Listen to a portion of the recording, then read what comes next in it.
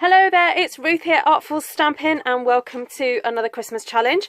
So I thought I'd keep it real and just show you the aftermath of my prepping for today. And just show you, things aren't always as tidy as I'd like them on my desk or in my craft room.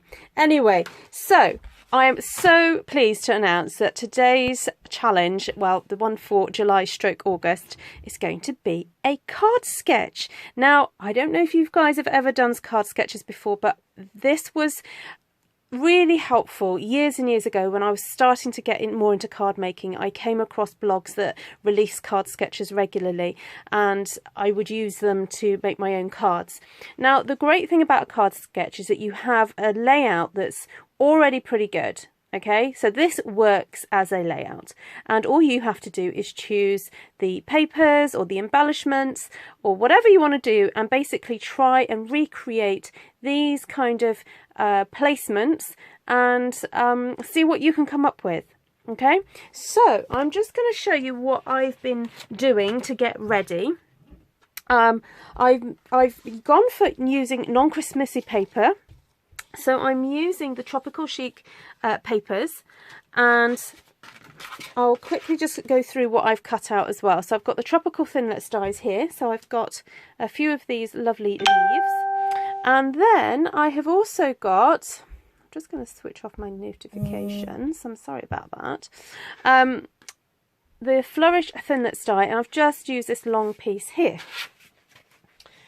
So I have some card bases all ready to go here on my desk, and as I said, it's a little bit messy because I have been experimenting with different size shaped circles and what was I going to stick on and all that kind of thing.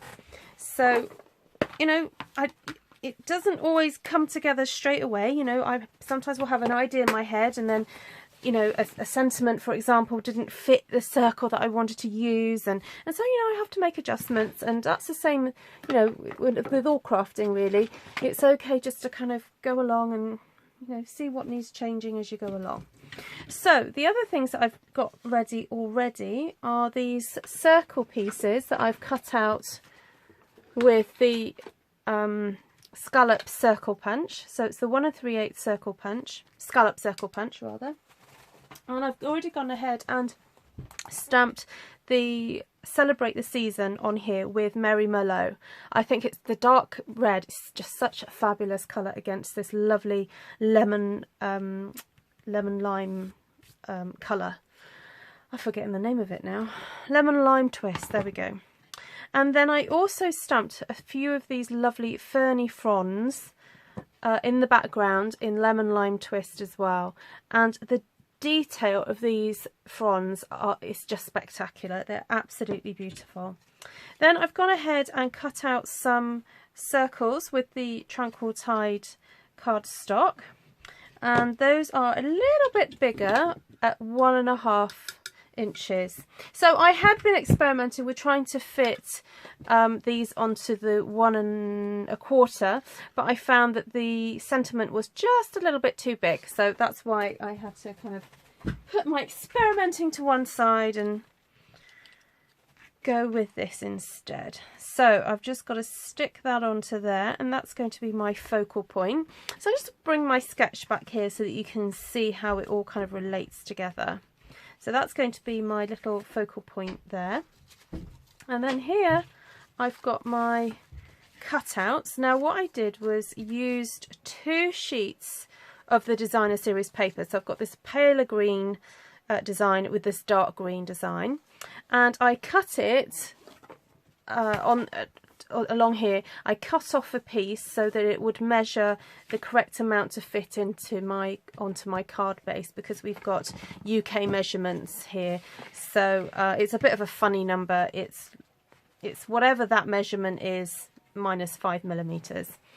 But if you're doing inches, then you can make the adjustment. You'd probably just cut that down to 5 3/4 inches and just do a 6 by 4 card base or a 5 by 4 card base, and then cut it down to whatever. Okay, so let's get sticking. So I've got enough pieces. I've cut these at 1 inch wide, and so I can do a combination of different pieces together if I wanted to. So if I wanted to go, you know, light, dark, light, I could, or dark, light, dark.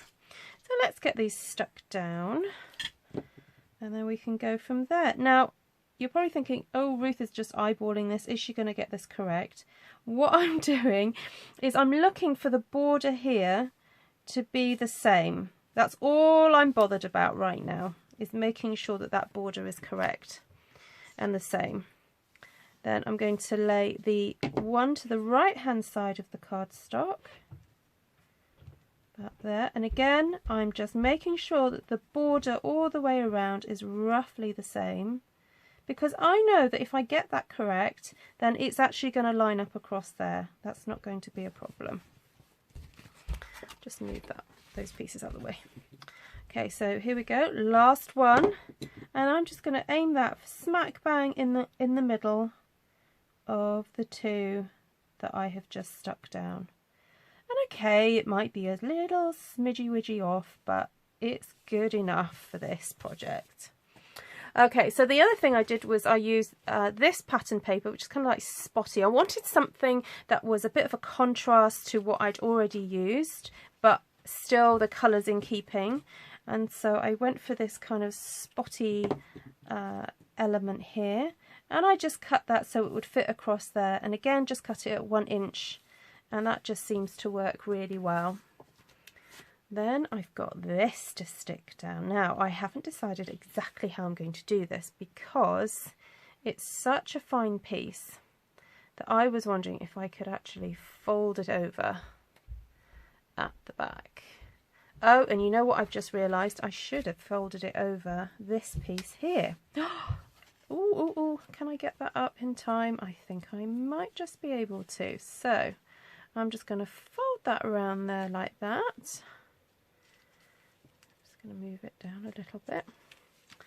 And then hopefully I've got enough time to just release that and get that clipped onto there. And lay that back down again. We just add a little bit more adhesive, a little bit more Tombow there, so that it sticks really nicely. So you've seen me do it, you've seen me make the mistake. Don't do it yourself. Make sure that you just curve that piece round and get it stuck down before you do anything else. Okay, so we're nearly there for one card, and you've seen how quick and easy this has all come together, and how by pre-prepping it all, you could probably get these done in a night. You could probably make about 20 of them quite easily. Okay, so I've got my piece to go onto there, which I thought I did stick one earlier. I did. Here it is. I lost it. There we go. Now, see, I'm feeling that that's not showing up enough on there. So I'm going to grab a piece of cherry cobbler cardstock, just a little bit of scrap that I have here. I think I'm going to cut out a bigger circle and just see what that looks like behind that piece there. Because at the end of the day, this is the focal point. You want people to really look at this. Ah, now that's much better. Okay, I'm much happier with that. So let's get that stuck down. So if you're over here via the Facebook page, thank you for coming over to see my video. And if you're seeing this on my YouTube channel and you don't know what I'm going on about and why is Ruth doing Christmas in July, well, do click on the link below to our Facebook group, the Christmas Challenge Stampathon. I won't go through all the rules again on here. You can go and read them for yourself. Basically, it's a group to help you be inspired to get your Christmas makes done ahead of time.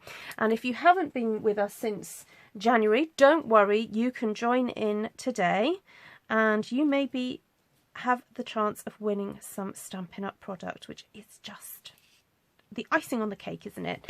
Because by November, if you've joined in every single challenge, you are going to have an absolute box full of gorgeous Christmas goodies ready to send to your friends, or ready to use as gift bags and so on. We've done so much over the last few weeks and months. Right, so there you have it. That's my card. It might look a little bit, this might look quite bright, but it's the cherry cobbler that I've used, and it's just such a lush dark red colour. It's really beautiful, and I really enjoyed making this. So there we go.